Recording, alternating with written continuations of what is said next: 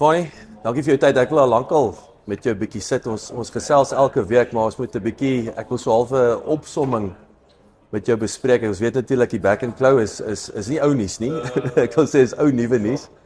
So ek het gedink ons kan net 'n bietjie stil staan oor, jy weet, wat is die stand van sake nou? Daar's duidelik 'n bietjie lig in die tonnel. En dan wat kom volgende? En dan tweede wil ek baie belangrik wil 'n bietjie die statutêre heffing, jy weet die geld wat nou, die 3 projekte wat aan die kom is vir die NPO wat natuurlik opwindend is. So yes, as ons kan wegspring met die back and flow seer, weet wat is die stand van sake en wat's volgende? Yes, Jacques, dankie vir die geleentheid. Dis heerlik om 'n bietjie op Nampo te wees. Baie lekker. Woensdag 2026 is baie besig, is baie mense. Maar ja, is 'n voorreg om dit te kan doen. As ons gou 'n bietjie terugkyk oor wat in die laaste paar maande gebeur het, dink ek ons as bedryf is regtig baie opgewonde. En eintlik meestals baie dankbaar. Want het 'n paar goeie goed gebeur. Die meeste van die land wat die suiwelbedryf aanbetref is klaar geënt die eerste ronde. Ons het nog so tussen 110 en 120.000 diere in die Weskaap, kan dalk 'n bietjie minder wees. Wat nie gedoen is nie, al die ander provinsies is klaar. Die Oos-Kaap is klaar, Natal is klaar, wat natuurlik die brandpunt was, en al die noordelike provinsies, die kleiner provinsies, Gauteng, Noordwes, Mpumalanga, Limpopo, alles, en dan Vrystaat natuurlik, hulle is almal klaar. Die Weskaap natuurlik was die minste van die probleme. Dis hoekom hulle laaste is. Ja, dis korrek. Die toekenning van die enstowwe was ook deurgaans minder na hulle kant toe gewees. En dit is maar die groot rede hoekom hulle nog nie klaar is nie. Ons het nou in die laaste paar weke gesien dat daar weer vars uitbrake is. Dit was lank stil, dit is amper 'n maand lank was dit stil in die Weskaap gewees. Maar daar het nou weer 'n paar goed gebeur daar. Maar steeds terug by die situasie in die res van die land is ons regtig bly en dankbaar dat ons kan wees waar ons is. Ons het vanoggend nogal regtig 'n baie opwindende sessie bygewoon hierso met Nasie in gesprek, waar Mr. John Steenhuisen ook natuurlik teenwoordig was, saam met 'n paar van my ICC vennote, Dewald Olivier, Johan Kotse, Kobus Bester en dan natuurlik van die ministeriële taakspan Dr. Dirk Verwoerd. En hulle het voor 'n regtige volsaal die situasie 'n bietjie uitgetrap en daar het wat interessante dinge uitgekom. Ons het ook kennis gekry dat hier van nou af 'n redelike klomp enstof gaan inkom en dat ons dalk in 'n kwessie van 4-5 weke van hier af dalk soveel as meer as 10 miljoen dosisse enstof in die land sal hê. Waar kom dit vandaan? Ja, en wat is in terme van ons eie produksie, ons onderste poort? Ons eie produksie, Dr. Lita van ARC was ook in die gehoor gewees en hy het so 'n bietjie terugvoer gegee van hulle kant af. Hulle produksie het 'n bietjie tot 'n halt gekom. Ons weet van die 12.700 of 800 wat 'n tyd terug daar geproduseer is. Dit was natuurlik 'n kombinasie enstof gewees tussen die SAT-virusse 1, 2 en 3. Maar hulle het daarna eintlik probeer om net 'n enkel virus in die SAT2 te vervaardig, net vir die SAT2. Maar dit het nie gewerk nie, want jy weet, ons sit met meer as net SAT2 in die land en dit is eintlik gevaarlik om dit te gebruik. So hulle gaan nou terug na weer produksie van SAT1, 2 en 3. Dan die ander enstof, dit wat ons invoer, kom maar natuurlik uit Argentinië en uit Turkye uit op die stadium. Die groot hoeveelhede kom uit Argentinië uit, Biogenesis Bigo, en dan uit Turkye uit is Dolwet. En ek weet die minister en is spandeskundiges was onlangs in Argentinië en in Brasilië gewees om bietjie te gaan eerstehands kennis maak met wat daar aangaan. Hulle het die fabrieke besoek en 'n bietjie met hulle gesels en daar is natuurlik 'n ooreenkoms op gesluit om dan nou 'n redelike dikstroom enstof in die land in te kry oor die volgende paar maande. Wat vir ons nodig is om by die target uit te kom om ten minste aan die einde van die jaar 80% van ons kudde 'n tweede keer te geënt het. Dis 'n mond vol, dis baie gesê om te dink ons gaan 80% van ons kudde inent. Vir ons as privaat sektor en vir as bedrywe dink ek dis heeltemal moontlik. Die uitdaging lê maar natuurlik by die kommunale diere en dit wat staatsveeartseny in Suid-Afrika moet vermag en moet doen. Maar ons staan almal met oop hande om hulle te help en ons glo ons gaan dit regkry. So ons het aan die een kant nou, ek wil sê 'n staatsgedrewe oplossing en dan natuurlik nou is daar 'n paar manne wat nou self wil inent. Wat is die stand van sake daar? Wat is die voordeel daarin? Wat is ek wil sê is dit goed? Is dit gekompliseerd? Is dit onnodig? Ja, kyk, ek dink dit het in vanoggend se gesprek ook baie duidelik uitgekom dat die staat op sy eie gaan hierdie ding kan doen nie. En ons is redelik het redelik vertroue in die proses dat die minister regtig waar erns gemaak het daarvan om privaat sektor te betrek. As ons net kyk ons as produsenteorganisasie tot watter mate hulle ons gebruik het, jy weet waar ons nou kan sê wat ons bykans 1 miljoen diere geënt het. Natuurlik het hulle het vir ons voorkeur gegee in alle gevalle oor dat die virus natuurlik die suiwelbedryf so erg raak, het ons die voordeel gekry om eers te kon ent. En het maar hulle ook, het eintlik geluister van nie, nee. Ek dink dit klink vir my of dit die eerste was. Ja, hulle het werklik waar en ek moet sê ons laaste 200-300 000 doses enstof wat ons gekry het is direk aan ons as bedryf toegeken. Dit is nie eers provinsies toe, dis direk aan ons toegeken. So ons kon rapporteer waarheen ons dit sou vat en wat ons daarmee gaan doen. En ons het dit in Onderspoort self gaan haal en dit Natal toe gery en Oos-Kaap toe gery en waar ook al nodig was. So dit was 'n wen geweest, 'n groot wen en die eerste eintlik dat privaat sektor tot so 'n mate toe betrek is by hierdie hele veldtog teen Back and Claw. En dis vir ons wonderlik. Ons hoop en glo dat ander bedrywe eersdaags ook sal volg. Ons het gehoor dat die varke en die stoetbedryf ook privaat toekennings gekry het. En ons glo van hier af gaan dit bietjie makliker gaan. Ek dink 'n belangrike ding wat vanoggend ook uitgekom het is ons gaan dit wat ons nou moet doen, beter moet doen en ons gaan vir 24 maande moet doen voordat ons 'n wesenlike verskil gaan maak. So ek dink dit sluit nou ek wil nou sluit aan by die statutêre heffings en so aan en ek wil dit 'n bietjie uitpak, maar een van die goeters is ons het nou ek wil amper sê die simptoom van die probleem aangespreek. Yes. Hoe voorkom ons dat hierdie aanhou? Weet ek dis 'n pleister op 'n groot wond hier. Ja. Kyk, as verskillende benaderings en ek dink die mees algemene een is inenting. En jy kan inenting doen as jy genoeg enstof het. So dit was die groot probleem oor die laaste maande gewees, was die voorsiening van enstof en dat ons genoegsaam enstof in die land kon kry. En ek dink ons is daar, ons is op pad. Ons sien wat van die ministerie se kant af gedoen word. En ons moet sê in die laaste tyd, jy weet, daar word gehou by die beloftes. As daar gesê word daar kom 3 miljoen, dan gebeur dit. So die oomblik wat daar genoeg enstof is en ons kan van daai kant af kan ons die probleem aanpak. Dan gaan dit natuurlik punt nommer 1 wees. Daar is ander hoeke van die saak. Dis natuurlik nodig om alle bedrywe in te ent en alle diere. En dis ook nodig dat ander bedrywe op tafel toe kom en dieselfde doen en dat hulle ook die uitnodiging vir die privaat sektor aanvaar van die ministerie se kant af en laat hulle ook betrokke raak. En so wyse dink ek gaan ons hom wen. Dis 'n lang ding. Ons het nou terugvoer gekry van ons kollegas wat saam met die minister Argentinië en Brasilië toe was. Dit het daai lande in plekke meer as 50 jaar gevat om hierdie ding te wen. En jy weet, ons is maar nou so 'n bietjie meer as 2 jaar met hom besig en ek dink ons het vrek baie vermag binne in hierdie laaste 2 jaar en veral in die laaste 6 maande het momentum geweldig toegeneem. So ek wil sê voorkoming is 'n 50 jaar proses, as ek dit amper so kan opsom, maar vir nou is dis hoe dit is. Ja, ek dink met die inligting tot ons beskikking van wat in Brasilië en in Argentinië gebeur het, hulle benadering wat hulle gevolg het, en as ons dit kan doen, al kan ons net 'n gedeelte daarvan doen, elke land is anders, elke ou se omstandighede is anders, maar as ons daai benaderings kan volg, gaan dit ons nie 50 jaar vat nie. Wat is ek wil sê, wat is best case? Ek dink ons kyk na 10 jaar op die stadium en wat vinnig is onder omstandighede. Dit is vinnig, maar ons gaan dinge moet reg doen en ons gaan dit konstant moet reg doen. En natuurlik, goed soos biosekuriteit aan die een kant moet ook verbeter.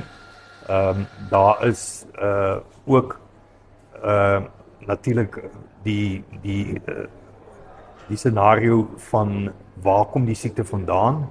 Hy kom in die noorde van Natal uit, hy's endemies in die buffelkuddes daar en laat die ding tot 'n mate toe eintlik teruggedryf moet word soontoe. So dit is ook deel van die langtermynbeplanning. Wat ek dink nie ons op die stadium baie aandag aan gee nie, maar ek dink af en die pad gaan dit definitief nodig raak, laat ons dit ook moet doen. Is daai die primêre, ek wil sê, ingangspunt van die virus? Dit was oor die laaste 20 jaar was dit waar hy vandaan gekom het. En daardie zones is altyd beveilig geweest en dit was moontlik om die virus daar vas te druk, maar as gevolg ongelukkig van verslapping van regulasies en dinge wat gebeur het hy uitgekom. En sit ons nou met hom letterlik in elke uithoek van maar die voordeel, ek wil sê die voordeel daarvan is, ek wil sê die lig is nou, die spotlight is nou weer op daai area om dit te beveilig. Ja, ek dink daar's 'n klomp jy weet slegte goed uit die lug uitgevat en ons weet waar ons staan, ons weet wat ons te doen staan om by 'n punt uit te kom waar ons kan sê ons kan weer on top of van die ding kom. En ons moet saamwerk en dit gaan nou tyd vat en dit gaan hulpmiddels en natuurlik 'n groot deel van ons waardeketings in terme van alle fasette van landbou, nie net natuurlik uit die suiwelbedryf uit se kant nie, gaan ons almal moet betrokke wees en ek moet vir jou sê daar's 'n reuse bereidwilligheid van almal. Industrie se kant af, ook landboubesighede, ons banke, almal. Jy weet in ons geval het ons 'n paar van ons instansies genader om te vra ons het hulp nodig, ons het voertuie nodig en dit was 'n absolute eye-opener geweest om te sien hoe die ouens tafel toe gekom het en vir ons bygestaan het. Van landboubanke af na ander industrieë van ons melkkopers wat absoluut net kom help het. En het ons op die stadium eintlik al 3 voertuie wat vir ons help om die koue ketting ook te kan bewaar. Van waar ons die enstof gaan haal totdat hy op die plaas toegedien word. Ons sê dat jy het genoem ook vir die yskaste wat reggemaak is en alles wat die privaat sektor die reg. Die geld verdere punt, ja, ons is nog nie klaar daarmee nie. Ons is in 'n proses om 'n groot klomp geld te spandeer spesifiek in Natal by die laboratorium daar by Ellerton. Daar's 3 van hulle 4 yskaste wat nie werk nie en ons moet besef as ons nou groot hoeveelhede enstof inkry, gaan ons die hele kapasiteit in die land in terme van die koue ketting nodig hê. So dit gaan baie belangrik en nodig wees dat daai yskaste ook werk om natuurlik hierdie enstof se koue ketting te kan bewaar. En dis hoekom ons daar ook ingespring het en van ons handelsbanke het gehelp daar. En ons gaan binnekort daai natuurlik ook regmaak. Nou kom staan 'n bietjie stil by biosekuriteit. Ek bedoel, jy weet, jy het nou van die ware ketting. Ons praat nou van die trok met die 10 beeste wat die speedkop stop. Jy weet die veilingshuise. Jy weet hier's klomp rolspelers en hoe gaan daai ding? Wat sien jy wat daar nie gebeur is? Ek wil sê om daai dissipline 'n bietjie en vas te vat. Ja, ek dink dis definitief 'n langtermyn ding. Dis nie 'n ding om die Engelse term te gebruik om die mindset te verander van elke ou wat betrokke is binne in hierdie hele waardeketting. Jy weet ons kommunale gemeenskap het 'n ander uitkyk oor die ding met goeie rede. Dit is hoe hulle is en hoe hulle werk en wie hulle is. En hulle beskou dit anderster. Jy weet die waarde van 'n dier binne in hulle gemeenskappe lyk heeltemal anderster as wat in die kommersiële wêreld lyk. En dis nodig laat daar ook baie opvoeding gedoen word ook in daai wêreld en laat hulle ook biosekuriteit sal verstaan op die manier wat die res van die waardeketting dit verstaan. Ons het so baie om te leer nog. Jy weet, biosekuriteit is een ding om jou plaas te beveilig, om te kyk wat kom in, om te kyk wat gaan uit, laat die voertuie skoon is, laat jou drade heel is, laat daar nie rondloper vee is, en dis een faset. Ons sien elke dag nuwe dinge met hierdie vreeslike nat toestande. Dink ek is dit 'n gegewe nou, laat ons weet dat die virus, back and claw virus ook deur die lug kan versprei. So ons het dit gesien met die varke. Van die varkboere is definitief die beste wat biosekuriteit aanbetref in ons land en hulle het dit gekry. Hulle kon dit nie op 'n ander manier gekry het as dit nie deur die lug na hulle toe versprei is. Ja. So dit bring 'n verdere dimensie binne in biosekuriteit, jy weet, en hoe ons die hele situasie gaan hanteer. En ons het nog baie om te leer daaroor en ons het nie antwoorde huidigelik vir dit nie. Maar stukkie vir stukkie sal ons daarby kom en ek dink dis hoekom die groot fokus dan nou ook eerder op inenting is. Want dit is iets wat ons huidigelik meer kan beheer en as ons dit kan doen en dit volledig in op 'n volhoubare groot basis doen, dan gaan dit ons eerste wapen wees. Is daar gevaar en dit klink nou ek wil amper sê ek wil nie soos 'n conspiracy theorist klink nie, maar as ons gaan kyk na enstowwe, die geld betrokke wat te maak is selfs daar in terme van die vervaardigers en so aan, is daar nie 'n risiko dat op 'n einde van die dag is dit net lekker, kom ons hou net aan inent vir die volgende 50 jaar en ons hoef nie te worry oor biosekuriteit nie, ons hoef nie want die dier het nou maar, jy weet hy kan versprei, maar hy's daarom ingeënt. Weet, wat is die gevaar van daai tipe, ek wil sê mindset en wat nie gaan verander? Ja, kyk ek dink die staat het homself bereidwillig verklaar om ten minste vir die eerste 2 jaar vir die enstof te betaal. Soos ons almal weet is back and claw verklaar as 'n nasionale siekte en dit is ook met die begrotingsrede het die president dit as 'n nasionale krisis verklaar en as gevolg daarvan glo ek het daar geld binne in tesourie beskikbaar geraak om natuurlik te help met hierdie. So hulle het hulle self bereid verklaar om ten minste vir die eerste 2 jaar te betaal vir die enstof. Ja. Ons het dan nou onlangs die publikasie van die seksie 10 skema gesien. Binne in die seksie 10 skema gaan dit natuurlik moontlik wees vir privaat individue om enstof te koop. Ja. So dit maak 'n nuwe veld oop en dit gaan natuurlik ook help daar waar jy voel, luister, ek wil op my tyd en op my manier ent en ek gaan my privaat veearts gebruik daarvoor. Dan kan jy aansoek doen om deel te neem in hierdie skema en jy sal toegelaat word. En in daai geval gaan jy betaal vir jou enstof. Ja.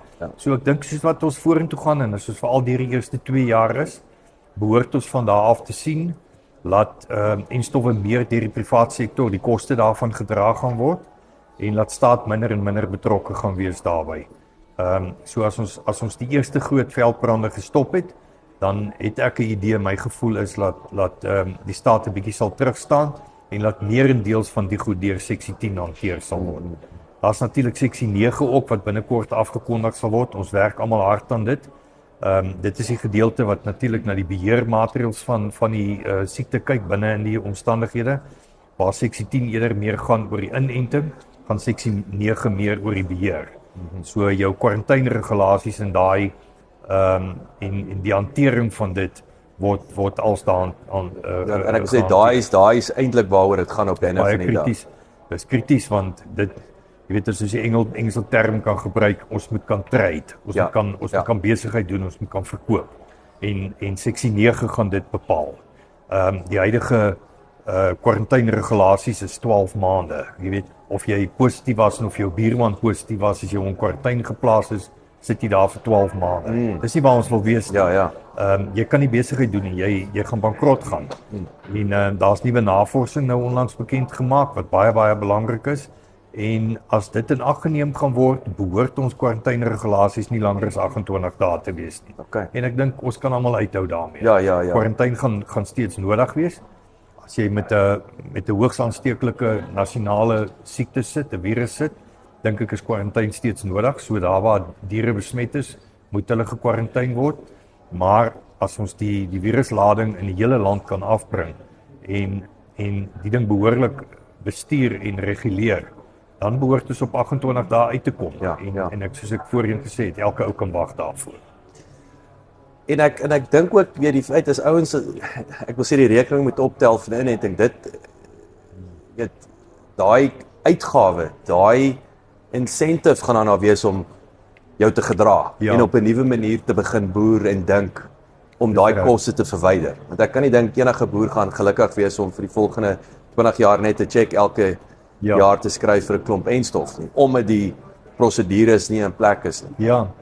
Ja, en ons glo ook aan die ander kant, as ons kan praat oor die koste van enstof, jy weet, daar's vanoggend ook verwys daarna, wanneer gaan ons, want jy weet, jy praat van versplete hoefdiere, so wanneer gaan ons kyk na skape en bokke en varke, en heiliglik word daar begin kyk na varke, maar skape en bokke nog glad nie. So, die oomblik wat skape en bokke bykom, gaan dit 'n ander ballgame word. Jy weet, dan dan verdubbel amper die hoeveelheid enstof wat ons nodig het. So wat die koste implikasie daarvan gaan wees, dit kan erg raak. Ja. Maar as ons kom op 'n stadium dat ons werklik waar miljoene en miljoene dosisse per jaar gaan invoer en nodig het, en ons kan dalk selfs 'n derde en 'n vierde verskaffer opwys, dan dink ek gaan dit goedkoper word. En jy weet, as ons daar waar vir ons gesê is rondom 40-45 rand 'n dosis, dink ek nie dis te veel om te betaal om jou kudde te beskerm. Ja. Veral uit ons oogpunt uit waar ons weet wat die skade kan wees. Ja, ek wil sê dis 'n versekeringspremie. Absoluut. Kom ons praat 'n bietjie opwindende volgende, jy weet, die volgende 4,5 jaar vir die NPO, statutêre heffings en so aan. Gee ons 'n bietjie wat het daar gebeur en wat is die volgende stappe en waaroor is jy opgewonde? Ja. Jacques, die statutêre maatreël in suiwelbedryf loop al vir bykans 20 jaar. Die ding is op 'n sekere manier bedryf. Dit is vir die laaste klompie jare was die twee aansoekers gewees, was die NPO en SAMPRO. SAMPRO is natuurlik die verteenwoordiger van die sekondêre bedryf en waar die NPO die verteenwoordiger van die primêre bedryf was. So die twee ledeorganisasies het dan nou aansoek gedoen vir 'n statutêre maatreël om sekere funksies te vervul binne in die bedryf. Die funksies was basies gewees suiwelstandaarde, dit was transformasie, dit is navorsing en ontwikkeling, dit is research and development, dit is navorsing en ontwikkeling, consumer education, navorsing, verbruikersontwikkeling en het ons ook nou begin om 'n dieregesondheidsbeen by te sit. En die twee organisasies, die NPO en SAMPRO, is vir 'n geruime tyd al in gesprek rondom die ding waar die NPO voel hulle is 'n bietjie nagelaat binne in hierdie prosesse en dat hulle meer betrokke sou wou gewees het hierby. En het ons vennote binne in die wêreld genader en gevra dat ons die hele situasie moet heroorweeg. En as gevolg van 'n klompie dinge wat gebeur het en faktore wat plaasgevind het SAMPRO laas jaar op hulle eie aansoek gedoen vir die maatreël. Ons het natuurlik geen ander keuse gehad as om teen te staan nie.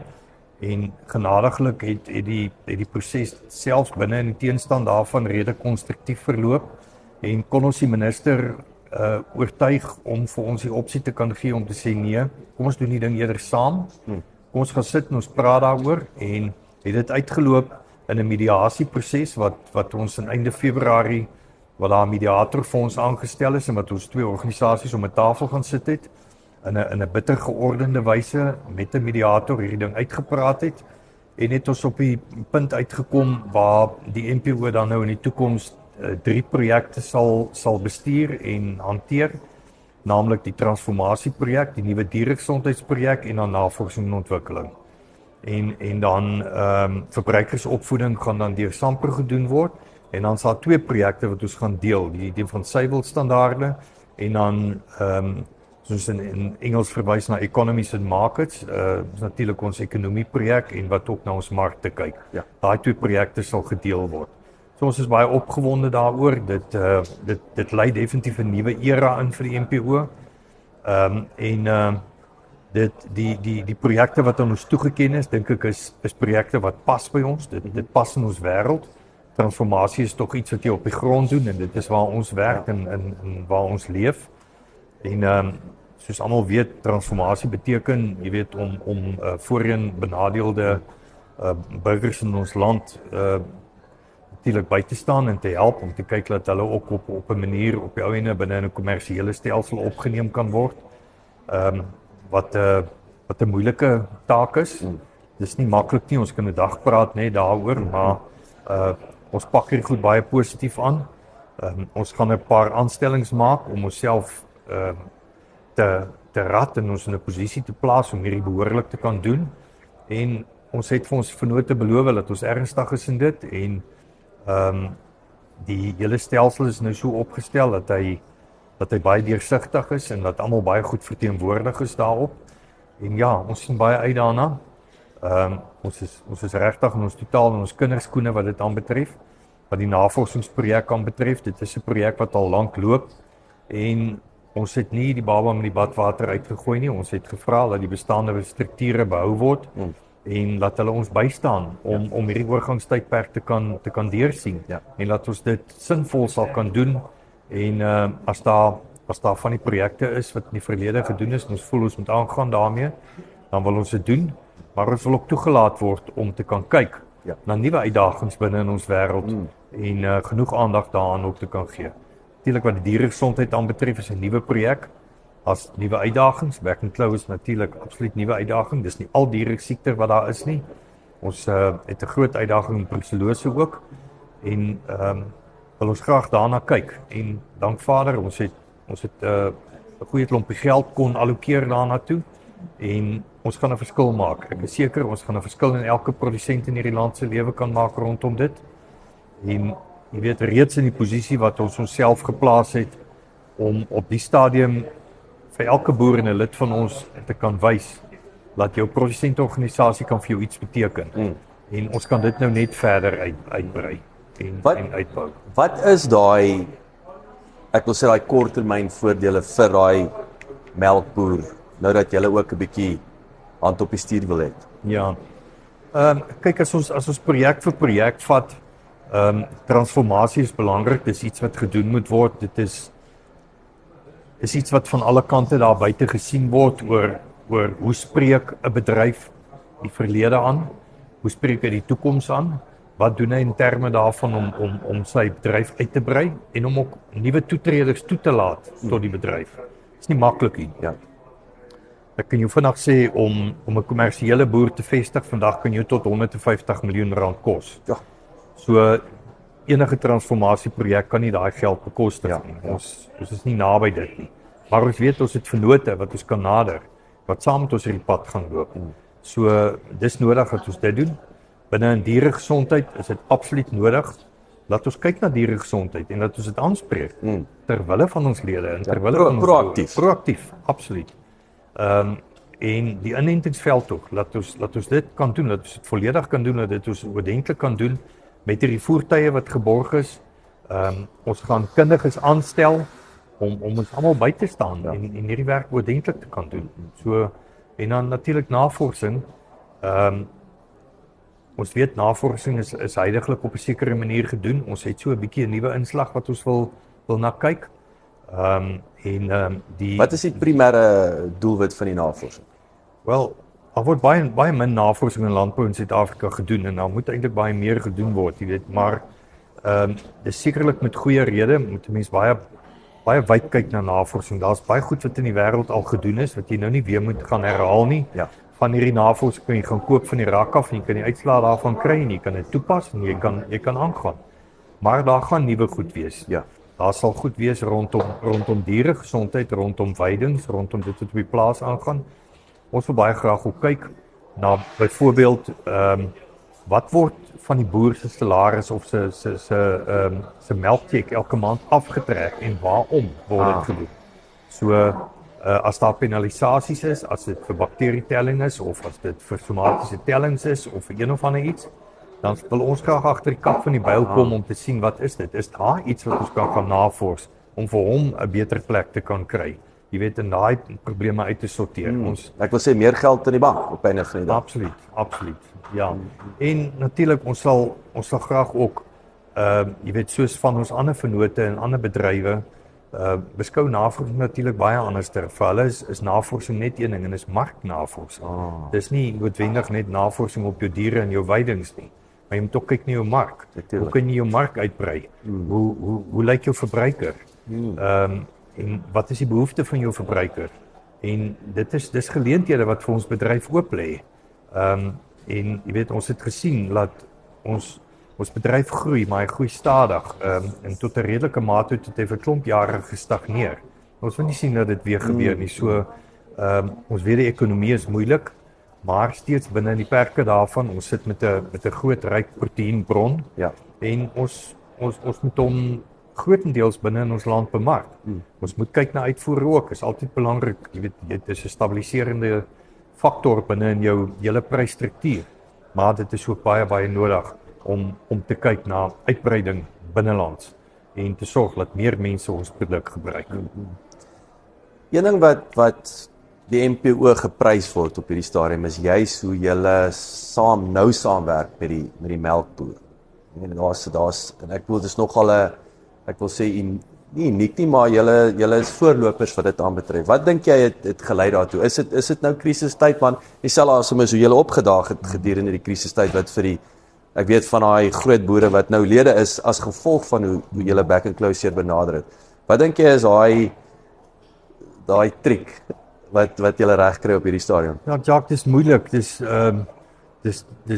moeilik om miskien dit heeltemal uit te presies die messepunt op te kan sit en presies te kan sê wat dit is. Jy weet, my benadering vandat ek betrokke is by die organisasie is natuurlik net een ding en dit is om betrokke te wees by ons lede.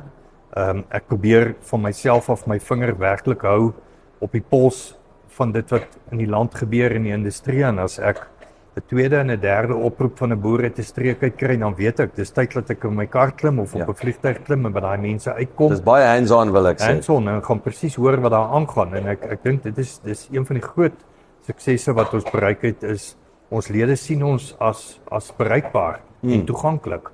En ons luister en ons spreek die probleem aan. En ons probeer oplossings vind. Jy weet, ons is 'n ledeorganisasie, 'n vrywillige ledeorganisasie op die stadium. En ek weet dat hier geen kommuniteitsorganisasie in Suid-Afrika verder is wat natuurlik enigstens die belang het wat ons het nie. Jy weet, meer as 85% van melkbore in Suid-Afrika op die stadium betaal vrywillig maandeliks 'n heffing na ons toe om die organisasie aan die gang te hou. So dit alleen sê vir jou baie. Ja. En ons is natuurlik hulle ewig dankbaar daarvoor vir die vertroue wat hulle in ons stel. En ons is regtig afhanklik van groot genade as dit daarby kom, want dit is werklik nie sommer net iets wat ou kan sê dis dit wat jy gedoen het of dit wat jy gedoen het nie. Dis 'n spanpoging. Dit kom definitief nie net van my af nie, maar ons dryf dit ernstig van bo af dat ledebetrokkenheid en verstaan en opdaag en daar wees die belangrikste faktore is om 'n diens te kan lewer binne 'n ledeorganisasie. Wanneer spring julle weg met die statutêre maatreëls en so aan? Hoe lyk die volgende korttermynstappe? Die 1 Julie tree in werking. Die maatreël ons weet hy is ingehandig by die NMC, hy is deur hulle prosesse, hy is deur hulle council. Hy is gestuur na die minister se kantoor toe, so die volgende stap is dat die minister dit sal teken. Daarna sal dit afgekondig word in die Staatskoerant, wat ons glo binne in die volgende weke sal wees. Daar was geen teenstand gewees toe die proses afgekondig is nie. En het ons op die stadium al vir die meeste van die projekte al bestuurs portefeuilles neergelê en het ons persone in plek wat die bestuurskomitees sal bekleed. En sodra hulle werk begin en hulle aan die gang is, dan sal hulle besluit of hulle ook advieskomitees wil aanstel. En van daar af gaan die wiele begin rol. So ons sien baie uit daarna om die 1 Julie te begin. Ons is nou in 'n proses om 'n paar ekstra personeellede aan te stel wat vir ons gaan bystaan binne in hierdie proses. So dis alles baie opwindend. En ons weet ons moet nou presies wees, ons moet reg wees, ons moet die regte mense aan boord kry. En soos jy self weet, het ons onlangs 'n bosberaad gehad. Wat ons 'n klomp invloedryke mense binne in ons bedryf om 'n tafel gehad het vir 2 dae. Wat ons in diepte gesels het oor hierdie goed en wat ons ook vir ons boere gevra het wat wil julle hê en vir hulle gesê wat kan ons hulle bied. En dit was baie suksesvol. Ek self het baie tevrede daar uitgegaan met die aanbevelings wat daar uitgekom het en die kommentaar daaruit. En ons glo ons gaan dit kan doen. Jy weet, ons benadering is van die eerste oomblik af baie konstruktief. Al is ons deur 'n baie negatiewe tyd rondom die hele proses, het ons die hele tyd altyd vir onsself gesê, as jy dit nie konstruktief kan doen nie, dan doen jy dit. En ek dink ons is beloon daardeur om vandag op 'n plek te kan wees wat ons kan sê, ons kan daai konstruktiewe benadering nou voortbou in iets wat werklik waar suksesvol vir ons almal kan wees. Fanie, ek wil net sê wel gedaan. En sterkte met die wegspring 1 Julie. Dit klink baie opwindend en ek sien uit om 'n bietjie weer met jou in te check op 'n stadium en kyk hoe hierdie ding vorentoe beweeg. Baie dankie Jacques, dankie ook vir die werk wat julle doen in die agtergrond, ons waardeer dit. Baie dankie vir jou tyd. Baie dankie.